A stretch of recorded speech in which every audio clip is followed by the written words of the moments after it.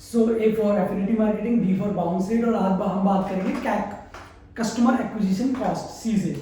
तो customer acquisition cost equals to, अगर हम इसको कैलकुलेट करें तो इस तरीके से कैलकुलेट करते हैं कि कितना हमारा अमाउंट स्पेंड हुआ है और उसमें हमारे कितने यूजर्स आए हैं।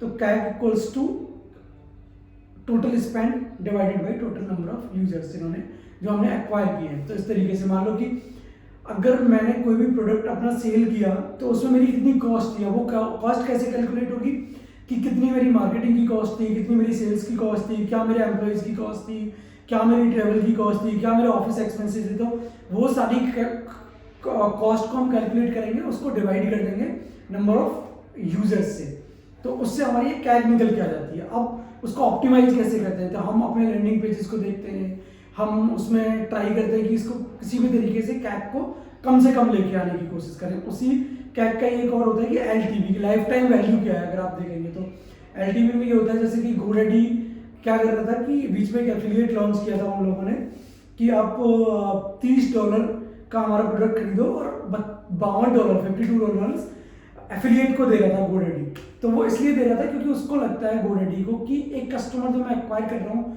$30 में, वो कम से कम 5 साल रुकेगा मेरे यहाँ पे। 5 साल रुकेगा तो मैं जो $52 में दे रहा हूँ, तो वो मेरी कॉस्ट जो एक कस्टमर को एक्वायर करने की जो कैक है मेरी, वो एलटीवी में, एलटीवी के हिसाब से वो निकल जाएगी।